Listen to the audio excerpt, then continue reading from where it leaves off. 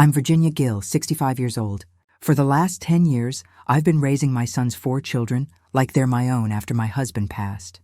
I thought I'd spend my later years quietly tending my small house here in Columbus, Ohio, joining the quilting circle at church, maybe traveling a little with my neighbor Doris, but instead, I became the one holding my son's family together.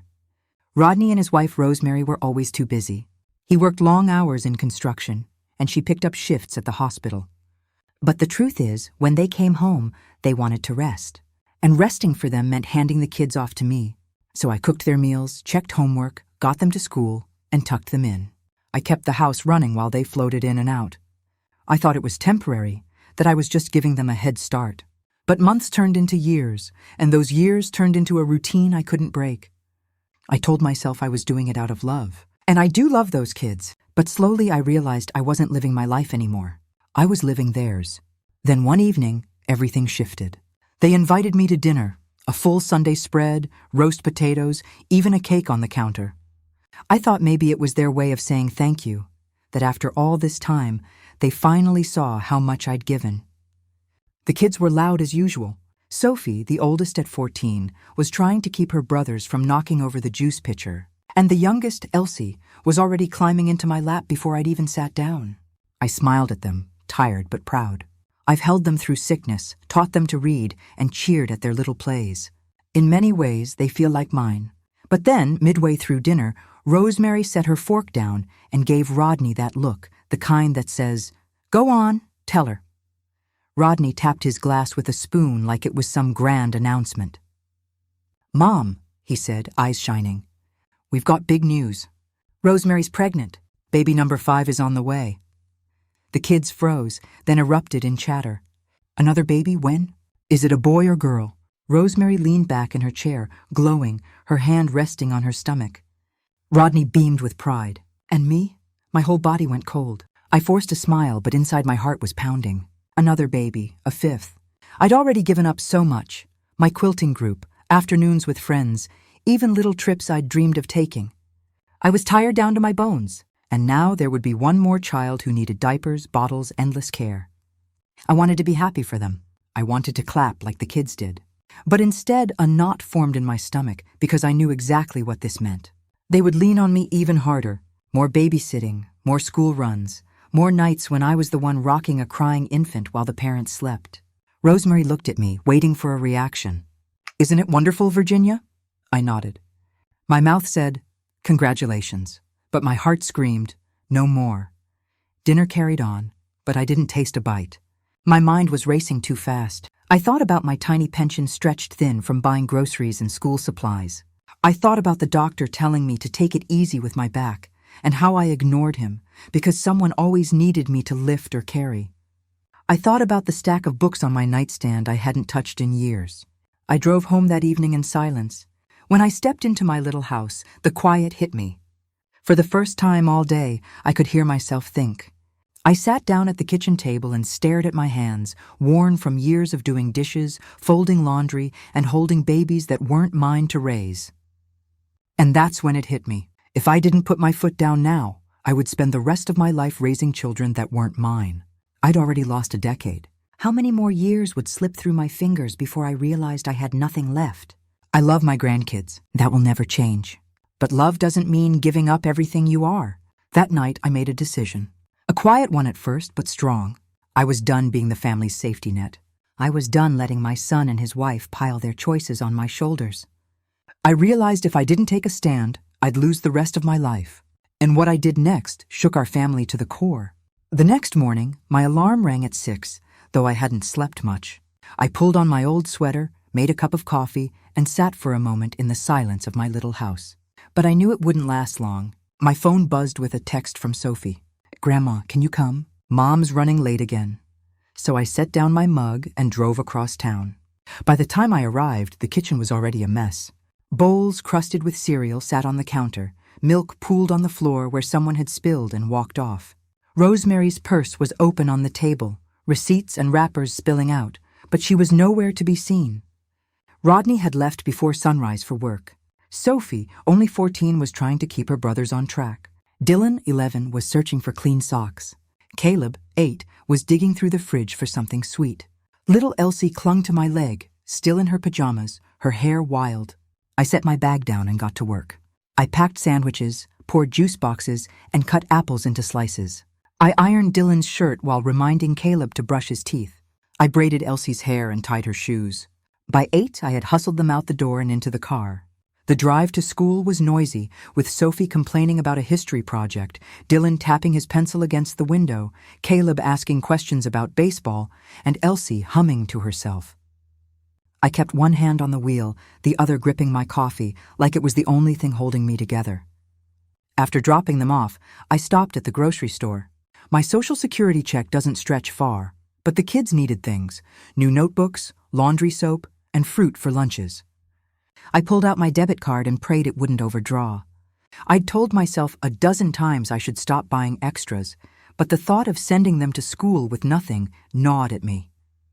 So I kept covering the gaps dollar by dollar. When I got back to their house, laundry baskets were stacked high. I loaded the washer, folded shirts, and matched socks. The hours passed in chores. The dishwasher ran twice before lunch. I wiped sticky fingerprints off doors and vacuumed crumbs from the carpet.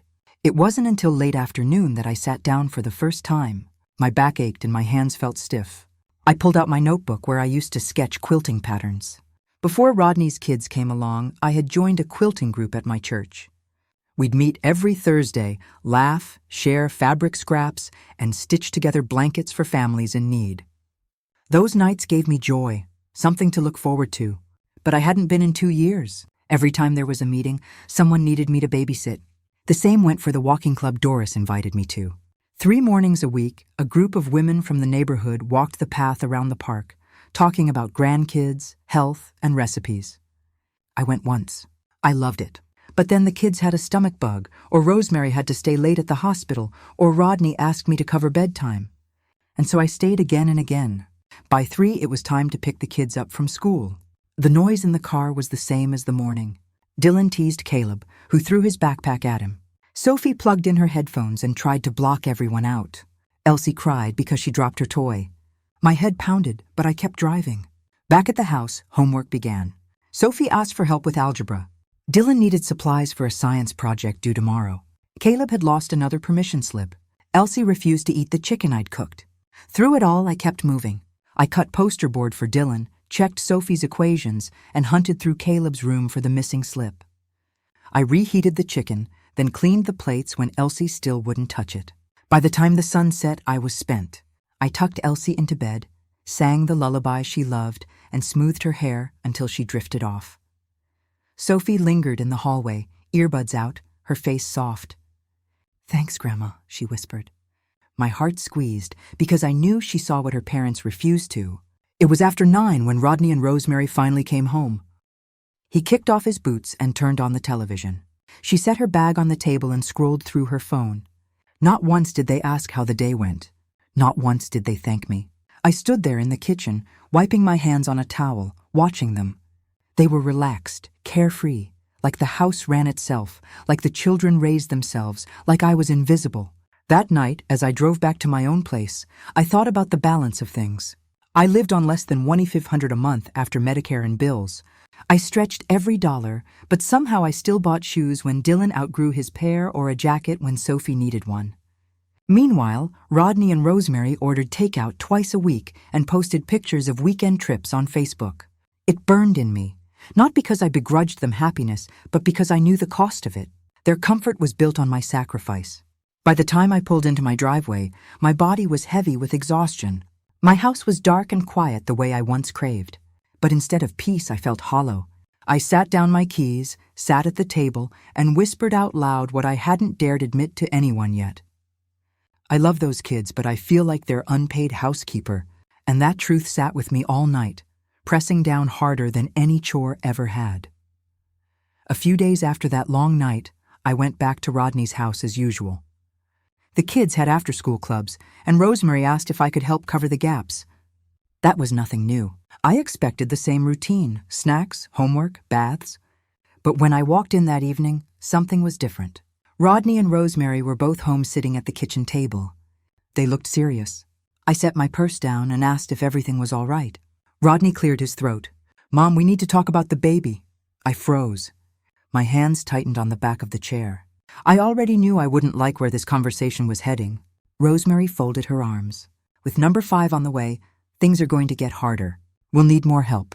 A lot more. I let the words hang there for a moment. More help. As if I wasn't already doing enough. As if my mornings, afternoons, and nights hadn't been swallowed whole by their kids for years. Rodney leaned forward. We've been talking. You're already here most of the time, and the kids depend on you. Maybe it's time to make it official. I frowned. Official. Rosemary jumped in. You should plan to take over more of the childcare once the baby arrives. I'll be recovering, and Rodney will have to keep working. You can handle the school runs, the meals, the laundry. It makes sense. My chest tightened. I thought about the church quilting group I hadn't seen in 2 years. The walking club that met without me, the stack of books by my bed. I had given up everything, and they wanted more. I swallowed hard. I already do all of that. I'm here every day. What else do you think I can give? Rodney glanced at Rosemary, then back at me. You live here half the week anyway. Maybe it's time you pitch in for rent and groceries. Just a few $100 a month. That would help us out. The room spun for a moment. My Social Security check was barely enough to cover my utilities, food, and medications. Every month, I budgeted down to the last dollar. And yet, I still bought their kids' shoes when they needed them, paid for field trips, picked up cereal and milk without asking for a dime back. Now, they wanted me to pay them too. I shook my head. You know, I live on a fixed income. I can't afford to pay rent here. I already help with the kids and I buy things they need. Rosemary's tone sharpened. You eat meals here. You use the space. It's only fair. Fair. That word stung. Was it fair that I gave up my time, my money, my health to hold their family together?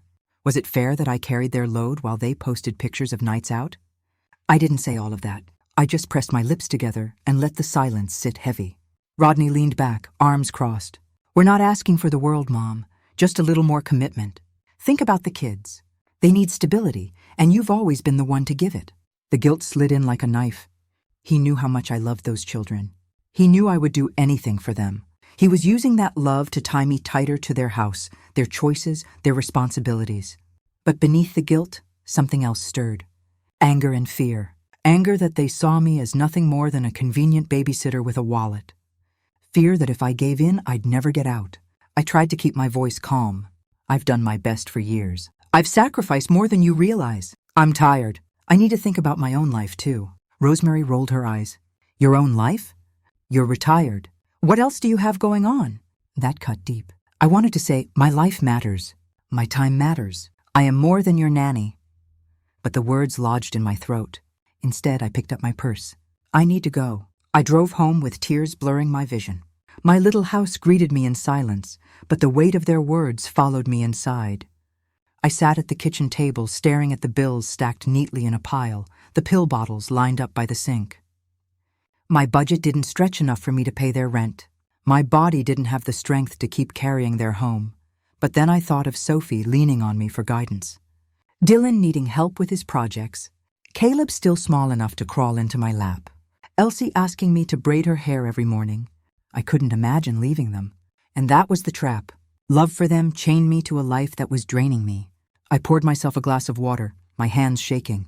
I looked around my quiet house, the one place that was still mine, and realized how close I was to losing even that. The thought hit me with full force. If I kept this up, I'd die before I ever lived for myself again. And once that truth sank in, there was no going back. The days after that talk were heavy. Every time I walked through Rodney's door, I felt the shift. Before, I told myself I was helping out of love. Now I could see how much they expected, how much they had started to take for granted. One morning, Rodney cornered me in the kitchen. The kids had just left for school, and I was rinsing dishes. He leaned against the counter, arms crossed. Mom, you've been acting different, he said. Your attitude lately, it's not good for the kids. I stared at the suds swirling down the drain. Attitude, Rodney, I'm tired. I've been running your house while you and Rosemary are gone. I think I've earned the right to be tired. He shook his head like I was being dramatic. We just need you to be supportive. That's all. Then he grabbed his keys and left. Supportive. That word stung. Did he not see everything I already did? Later that afternoon, when I came back from picking the kids up, I noticed a piece of paper on the counter. Rosemary had written out a list in her neat handwriting. Fold laundry, clean fridge, take Caleb to practice, pick up Elsie's prescription, start dinner by 5. At the bottom, she'd added, "Thanks, Mom. You're a lifesaver." I stood there holding the list, my jaw tight. It wasn't a thank you. It was instructions, like I was their hired help, except I wasn't being paid. I was paying with my time, my energy, my health. The kids, though, saw things differently. Sophie had started coming to me late at night, sitting on the edge of my bed when I stayed over. "Grandma, can you help me with this paper?" Mom never checks. Or, "Grandma, will you come to my recital?" "I don't think Dad will." Dylan, too, had begun looking to me before he looked to Rodney. "Grandma, can you sign this form?" "Grandma, will you come to the game?" Even Caleb, only 8, started asking me questions kids usually save for their parents. "Grandma, why does a mom never eat with us?" I never knew how to answer. I would pat his shoulder and say, "She's busy, honey, but I'm here." It broke my heart and swelled it at the same time. They trusted me. They leaned on me. But every question, every request was another reminder of how much their parents had stepped back. The crack between me and Rodney grew wider after one Saturday morning. I had agreed to watch the kids overnight so they could catch up on errands. The kids and I had baked muffins together, and the kitchen was full of crumbs and laughter. When Rodney came home the next day, instead of smiling, he frowned at the mess. "Mom, you should keep things more organized. The kids need structure." I bit my tongue so hard I could taste blood. I'd spent 2 days keeping his house running, and all he saw was a messy counter. That evening when I got home to my little house, Doris was sitting on her porch next door. She waved me over. I must have looked worn down because she said, "What's wrong, Virginia? You look like you're carrying the world." I sat beside her, the cool air easing my hot face, and spilled everything. How Rodney and Rosemary were pushing me to do more. How they'd asked me for rent money. How I felt more like a maid than a mother. Doris listened without interrupting. When I finally stopped, she leaned back and said, "You raised your kids, Virginia. You did your job. This isn't your job." Her words hit me like a bell ringing in my chest. I'd said the same thing to myself before in little whispers, but hearing it out loud from someone else made it real. I shook my head. "But the grandkids, they need me. They need their parents," Doris said firmly. "Loving them doesn't mean you have to lose yourself. Don't you deserve a life?" I looked out at the street, the sun low, the kids on bikes calling to each other. For years I hadn't let myself picture what life could be if I stepped back. But that night, sitting with Doris, I started to imagine, what if I said no? What if I didn't show up every morning before dawn? What if I spent my days at my quilting group, or walked with the club around the park, or even took a trip to visit my sister in Florida? The thought scared me. It felt selfish, but it also felt like breathing for the first time in a long while. That night, when I lay down in my own bed, the weight of it all pressed on me. The kids leaning on me, Rodney complaining about my attitude, Rosemary's lists of chores. It was building into something I couldn't ignore. The cracks were showing. And for the first time, instead of patching them with guilt and silence, I let myself imagine walking away. After that talk with Doris, I couldn't shake the thought of what life might look like if I stepped back. The cracks in Rodney's house weren't mine to patch anymore. For the first time in years, I began to wonder what it would feel like to live on my own terms. One afternoon, while the kids were at school, I drove to the public library. I told Rodney I was running errands, but really I wanted time to myself. I found a computer tucked in the corner and typed in "senior apartments near me." Dozens of listings popped up. Small one-bedroom units, some for independent seniors, some attached to community centers. Prices made me gulp, most around $100 or $200 a month. My Social Security check wouldn't stretch that far, not without help. But I also saw notes about income-based housing. The idea planted a seed. Maybe I could manage it if I budgeted carefully. I scribbled down phone numbers and addresses in my notebook, feeling a flicker of hope I hadn't felt in years. Before I left, I wandered over to the job postings board near the library entrance. Flyers for part-time work covered the cork. Desk aide at the senior center, cashier at the grocery store, tutoring kids after school. None paid much, but even a few $100 extra might tip the scale. On the drive home, I kept picturing myself unlocking the door to my own space, knowing it was mine and mine alone. No lists from Rosemary, no lectures from Rodney, just peace. That night I tested the waters. After putting Elsie to bed, Rosemary mentioned she and Rodney wanted to go out next Friday. "You'll stay overnight, right?" "We'll be late." I looked her in the eye, steady for once. "No, Rosemary. I can't stay overnight anymore. I'll help in the afternoons, but I need my evenings back." Her eyebrows shot up like I'd slapped her. "What do you mean you can't? You're here most nights anyway." I shook my head. "Not anymore. I need to take care of myself." The silence that followed was thick. She didn't argue, but the look on her face told me she would run straight to Rodney, and I knew there would be words later. Still, when I got home, I felt lighter. One small boundary, but it was mine. The next day after school, Sophie lingered while the others scattered to play. She watched me fold laundry, her face more serious than usual. "Grandma," she said quietly, "are you okay?" I paused, my hands on a stack of shirts. "Why do you ask, sweetheart? You look so tired all the time," she whispered, like sad tired. "Is it because of us?" My heart broke right then. I pulled her into a hug. "Oh, honey, no. It's not you. You and your brothers and sister are the joy in my life. It's the grown-ups who need to step up, not you." She sniffled into my shoulder. "I just don't want you to leave." I held her tight. "I will always be here for you, but being here doesn't always mean living under the same roof. Do you understand?" She nodded slowly, though her eyes were shiny with tears. I kissed her forehead and promised, "You'll never lose me, Sophie, but I need to take care of myself too." That night, when I drove home, I knew the time for imagining was over. I had to act. I pulled out my notebook and started crunching numbers. My Social Security check came in at about $1,250 a month. My bills, utilities, medication, and groceries ran about $100. That left maybe $350, not enough for rent on my own. But if I picked up a small part-time job, maybe 15 hours a week, I could add another $400 or $500. That plus careful budgeting might make it possible. I circled the listings I'd written down from the library. I thought about my quilting group, the walking club, even the idea of visiting my sister in Florida. Life I had once set aside came back to me in flashes. It wasn't selfish. It was survival. The kids needed parents, not a grandmother who gave up her own life to fill in the cracks. And I needed more than endless laundry and late-night babysitting. By the end of the week, I'd made my choice. I was going to find a place of my own. It scared me to think about the argument that would come when I told Rodney and Rosemary. I knew they would push back, maybe even guilt me. But I couldn't ignore the truth any longer. I closed my notebook and said out loud into the quiet of my kitchen, "I must move out. It's the only way I'll ever live again."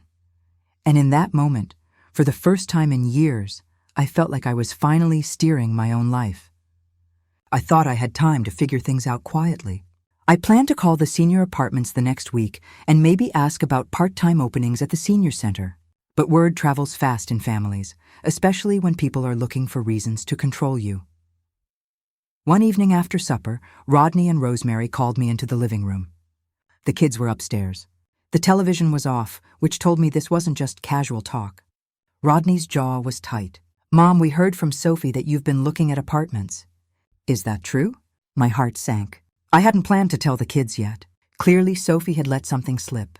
I folded my hands in my lap and said, "Yes, I've been looking. I need my own space." Rosemary crossed her arms. "So you're just going to leave? With a new baby coming? Do you have any idea what that will do to these children?" I felt the sting in her words, but I kept my voice steady. "I've given more than 10 years to helping raise them. I've done the best I can, but I need to take care of myself." Rodney's face darkened. "You're being selfish, Mom. The kids love you. They depend on you. And now you're going to walk out when they need you the most." I swallowed hard. "No, I'm not abandoning them. I'll still be their grandmother. But I've raised one family already. I won't raise another." The word surprised even me. It came out firm with a strength I hadn't felt in a long time.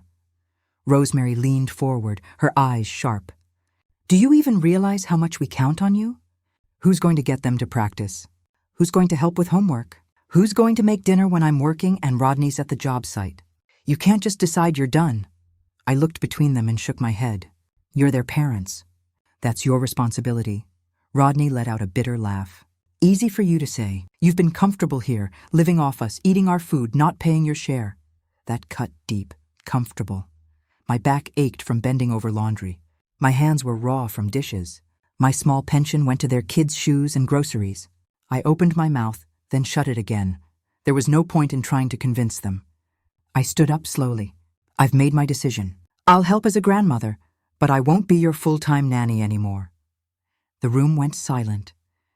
The only sound was Rosemary tapping her nails on the arm of the chair. Finally, she said, "If you walk away, don't expect to just come back when it's convenient. The kids will see who really cares about them."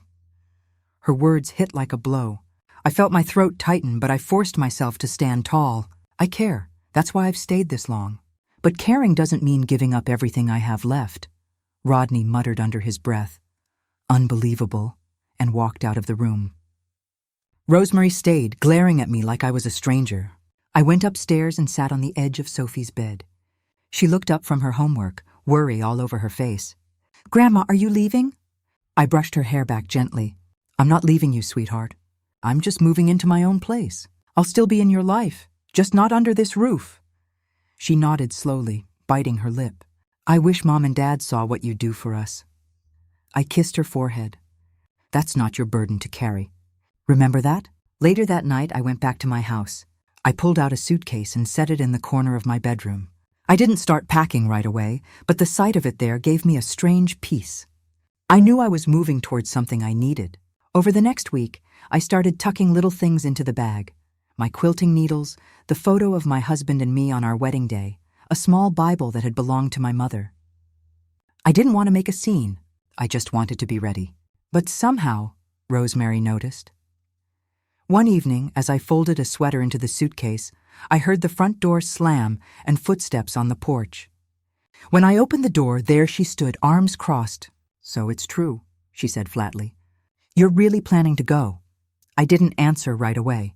I just met her eyes. She shook her head. "You're choosing yourself over your family. You'll regret it." I wanted to tell her regret was what I already lived with, regret over the years I'd lost. But before I could, she turned and walked away. That night, I lay in bed staring at the ceiling, wondering how things had gotten this twisted. I had given so much, and still they saw me as selfish. I thought their words would hurt the most, but what they did next nearly broke me. Family turning against you hurts in ways strangers never could. If you've ever been accused of being selfish for finally saying no, click like. Subscribe if you believe women deserve to reclaim their lives. And if you think I was wrong to stand up for myself, tell me why in the comments. I knew Rosemary wouldn't let things rest after catching me with that suitcase. Still, I didn't expect how far she'd go. It started the following week. I had gone over to pick Sophie up from her choir rehearsal. When we pulled into their driveway, Rodney was standing on the porch with his arms crossed. His face was red, and Rosemary hovered behind him, her lips tight. "Mom," Rodney called out as soon as I stepped out of the car. "We need to talk." I could tell by the tone it wasn't going to be good. Sophie froze beside me, clutching her music folder. Inside, they didn't waste time. Rosemary stood by the counter, pointing to an envelope. "We had cash in here. $300, it's gone. And it disappeared right after you started packing." My stomach dropped. I stared at her, stunned. "You think I took your money?" Rodney's eyes narrowed. "You're the only one who's been around. If you needed help, you could have asked. But don't sneak it." Heat rose in my face. "I would never steal from you. Never. I've been the one buying groceries and shoes for years, and you know it." Rosemary's voice sharpened. "Then explain where it went." Before I could answer, Rodney added, "Maybe we should call the police. Let them sort it out." Those words cut deeper than anything they'd said before. My own son talking about calling the police on me, his mother, after everything I had given, after every hour, every dollar. This was what they thought of me. I opened my mouth, but no words came out. My throat closed up. Then out of nowhere, Sophie's voice broke through. She stood in the doorway, her face pale but steady. "Grandma didn't take anything," she said firmly. "She's the only one who ever gave us stuff." The room went silent. She looked straight at Rodney. "You know that, Dad. She buys our shoes. She pays for my field trips. She even bought Elsie's backpack when you said we had to wait." Rodney shifted uncomfortably. "Sophie," but she didn't stop. "Mom, you spent it at the store last week. I saw you put the envelope in your purse when you came home with groceries. Don't say you forgot." Rosemary's mouth opened, then closed. Her face flushed, but she didn't answer. Sophie's eyes filled with tears, but she held her ground. "Don't lie about Grandma. She's the only one who's always here for us." The silence that followed was heavy. Rodney looked at the floor. Rosemary busied herself by folding a towel that didn't need folding. Nobody spoke. Finally, I found my voice. "I don't deserve this. I've given everything I could. And now you accuse me of stealing." Rodney mumbled. We were stressed. Money's tight, but the excuse sounded weak even to him. I picked up my purse. "I think I should go." Sophie rushed to my side. "I'm coming with you." I hugged her, my heart breaking. "No, sweetheart. You stay here. It's not your fight." She shook her head, her small frame trembling. "It feels like it is." I kissed her forehead. "Thank you for speaking up. You were braver than I've ever been." When I stepped outside, the cool air hit me like a wave. My hands shook as I unlocked the car. Inside, I sat for a moment, gripping the wheel, trying to steady my breath. I felt vindicated. Sophie had spoken the truth, and the lie had crumbled. But I also felt hollow because the truth was out, and still my own son had doubted me enough to threaten police. On the drive home, my thoughts twisted in circles. Part of me wanted to scream, to go back and unload years of anger. Another part of me just felt empty. You can only give and give before something inside finally breaks. When I pulled into my driveway, Doris was outside watering her plants. She waved, then saw my face and set the hose down. "What happened?" I told her everything, the accusation, Rodney's words, Sophie's courage. By the time I finished, my voice shook with exhaustion. Doris shook her head. "That's low, Virginia. Lower than I thought they'd go. But you know now, don't you? They'll keep taking until you draw the line." I nodded slowly. I thought their words would hurt the most. But hearing my son suggest calling the police on me, that nearly broke me. I went inside, closed the door, and leaned against it. For the first time in a long while, I felt both lighter and lonelier. The lie had fallen apart, but so had something inside me. And deep down, I knew there was no going back to how things were. Imagine being threatened with the police by your own child.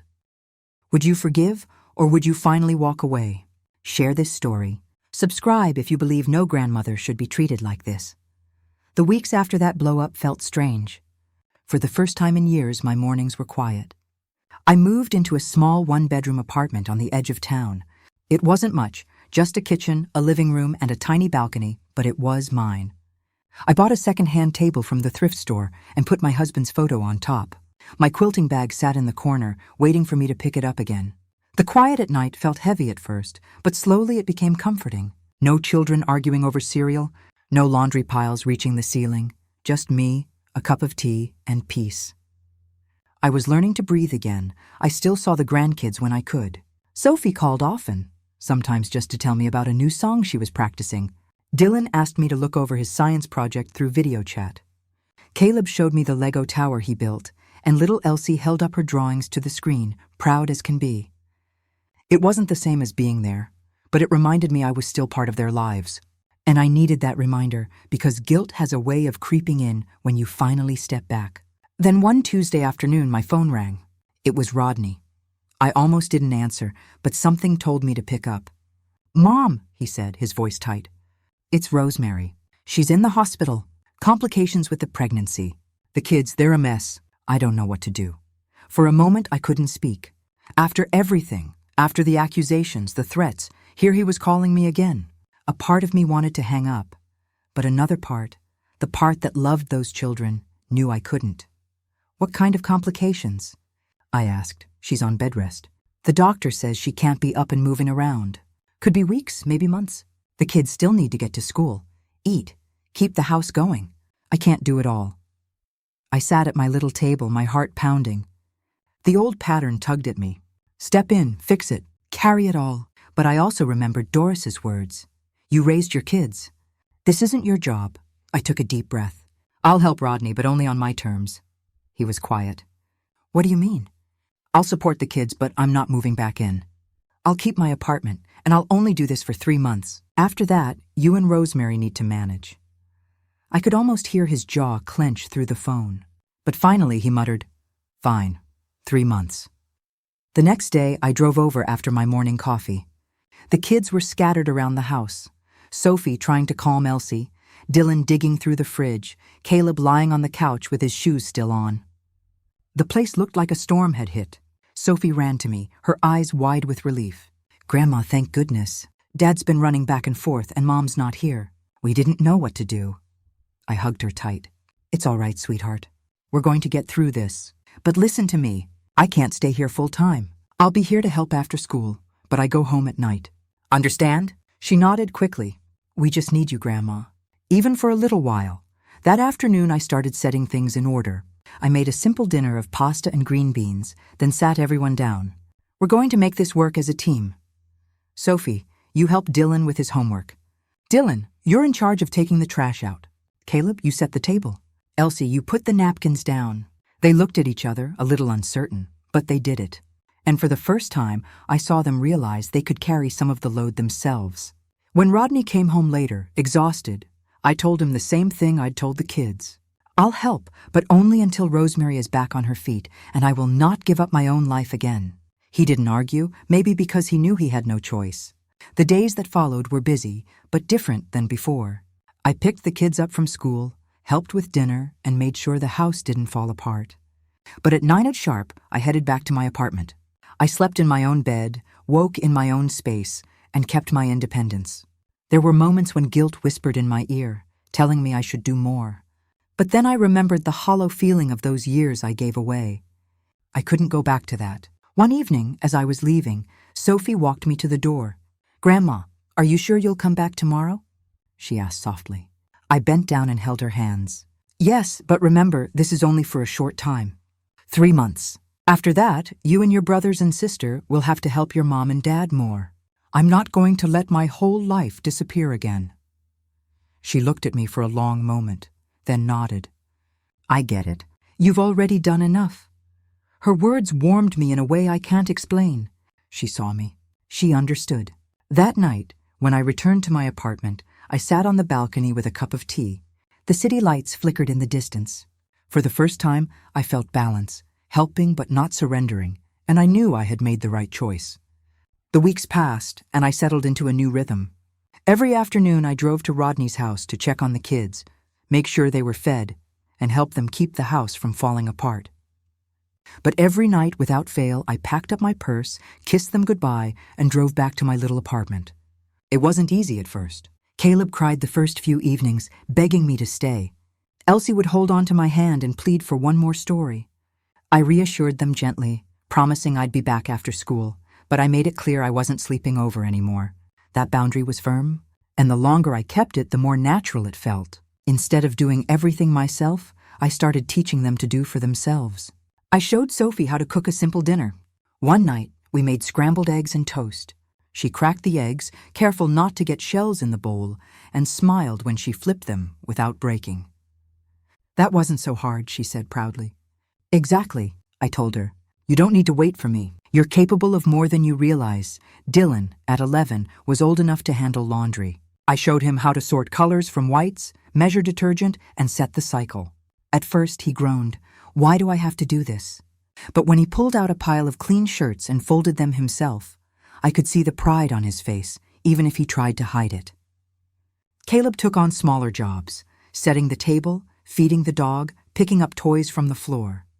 And little Elsie, just 6, learned to put her crayons back in a box instead of scattering them across the living room. It wasn't perfect. The eggs were sometimes runny, and the folded laundry wasn't neat.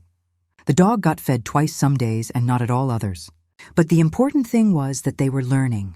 They were stepping into roles their parents had avoided. Meanwhile, Rodney and Rosemary drifted further into the background. Rodney came home late, dropped his boots at the door, and sank into the recliner without asking how things had gone. Rosemary was still stuck on bed rest. But instead of calling to check on the kids, she called me to complain about how bored she was at the hospital. The frustration ate at me. One evening, after helping Sophie finish her homework and packing up leftovers for the fridge, I found Rodney scrolling on his phone while the sink overflowed with dirty dishes. "Rodney," I said, trying to keep my voice steady, "the kids are taking on chores. They need to see you do your part, too." He barely looked up. "I'm tired, Mom. I work all day." "So do I replied quietly. He didn't answer, and I didn't push it further. I knew better than to expect gratitude now. Instead, I poured my energy into the children. The more I showed them, the more they opened up to me in ways they never had before. One evening, after Sophie successfully cooked spaghetti for her brothers and sister, she pulled me aside. "Grandma," she said, her eyes shining, "I didn't think I could do this, but you believed I could."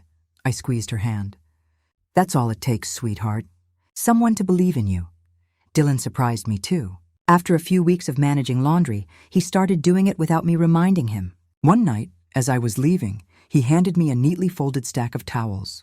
"Look, Grandma, I did these on my own." I smiled. "So why'd it hurt?" "I'm proud of you, Dylan." Kayla began to take pride in setting the table, arranging forks and napkins like it was an art project. Elsie, once quick to whine, started tidying up her toys without a fuss. Small steps, but steps forward. The bond between us deepened, not because I was doing everything for them, but because I was teaching them to stand on their own. I could see it in their eyes. They felt capable, trusted, grown, and I felt lighter, no longer crushed under the weight of carrying it all. Still, I couldn't ignore the anger that simmered when I thought about Rodney and Rosemary. They should have been the ones guiding these kids, showing them how to cook, fold laundry, and take responsibility. Instead, they left it to me, and when I stepped back, they left it to the kids themselves. But then I'd look at Sophie stirring a pot on the stove, or Dylan proudly loading the washer, and I'd remind myself that even if their parents weren't showing up, I was giving them something better, tools to take care of themselves. One night after tucking Elsie into bed, I stood at the door with Sophie. She hugged me tightly and whispered, "Grandma, you're the only one who makes us feel safe." My throat tightened. I kissed the top of her head and said softly, "I'll always love you. But part of loving you is teaching you to be strong without me always here." When I drove home that night, I rolled down the window and let the cool air wash over me. For once, I didn't feel guilty leaving them behind. I knew I'd given them what I could: knowledge, confidence, the assurance that someone believed in them. And I knew something else, too. I was showing them love without losing myself. 3 months passed faster than I thought they would. By the time summer gave way to fall, Rosemary's pregnancy had run its course. She delivered a baby boy, healthy but early, and the hospital kept her a few extra days for observation. Rodney called me the morning she gave birth, his voice tired but proud. I went to visit once, mostly for the kids' sake. Sophie wanted to see her new brother, and I didn't want her to go alone. The baby was tiny, swaddled in a blue blanket, and Rosemary looked worn but pleased. Rodney hovered by the bed, trying to act in control, but looking more overwhelmed than I'd ever seen him. The visit didn't last long. I congratulated them, kissed the baby's forehead, and took Sophie home. On the drive back, she was quiet until she finally said, "Grandma, things are going to be harder now, aren't they?" I kept my eyes on the road. "They'll be different, but that's for your parents to figure out." When Rosemary came home from the hospital, life inside their house grew even more chaotic. The baby cried through the night. Rodney scrambled to keep up with work, and the bills started piling higher. One evening, Sophie confided in me that the electricity had been close to shut off until Rodney borrowed money from a friend. In the past, I would have stepped in immediately. I would have written a check, covered the bills, and carried the stress on my shoulders. But this time, I didn't. My 3 months were up, and I meant what I said. I still picked up groceries now and then, or slipped Sophie a little money for school supplies, but I did not dive back into their world full time. When the phone rang late at night, I let it go to voicemail. When Rodney asked if I could keep the baby overnight just this once, I told him no. It wasn't easy. I still love those kids fiercely. The thought of them struggling tugged at me every day. But I reminded myself that loving them didn't mean sacrificing myself. If Rodney and Rosemary chose to bring another child into the world, they had to face the responsibility that came with it. Meanwhile, my own life began to blossom in ways I hadn't expected. I applied for a part-time receptionist job at the senior center and was hired within a week. It wasn't glamorous, but it gave me purpose. I met people my age, shared coffee during breaks, and even joined a group that played cards every Friday afternoon. I returned to my quilting circle at church, too. The first time I walked into that room with fabric tucked under my arm, the women clapped and said, "Welcome back, Virginia." I hadn't realized how much I missed it until I threaded my needle and fell back into the rhythm of stitching and talking. On Saturdays, Doris and I joined the walking club around the park. Some mornings we went slow, stopping to sit on benches and watch the ducks in the pond. Other days we pushed each other to go a little farther, My body ached, but in a good way, the way that reminds you you're alive. At home, I filled my evenings with small joys. I planted geraniums in pots on my balcony, read through the stack of novels I'd left untouched, and even started a scrapbook with photos of the grandchildren. The kids and I stayed connected. Sophie called me most nights, even if just for 5 minutes. Dylan texted me pictures of his basketball games. Caleb mailed me a drawing of the dog with the words, "Best Grandma," scrolled across the top.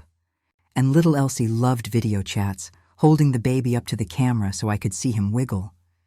I still sent what I could. $20 here, $50 there to help with school needs, but never more than I could afford. I no longer poured out everything I had until nothing was left for me. Looking back, I realized something important. I had finally found balance. I could be present for my grandchildren without being consumed by their parents' choices. I could give love without losing myself. One evening, sitting on my balcony with the sun sinking low, I thought about the journey I'd been on. From the moment Rodney and Rosemary announced that 5th pregnancy, I'd felt trapped. But now, months later, I felt free. I whispered to myself, I raised my son. It was never my job to raise his. I'll always love my grandkids, but love is not the same as surrender. And that's what I want you to think about as you listen to my story. Have you ever reached that point where love meant setting boundaries? What would you have done if you were me? If my story touched you, I'd love to hear your thoughts. Share your experience in the comments.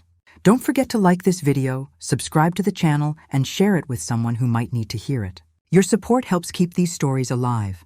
Thank you for listening.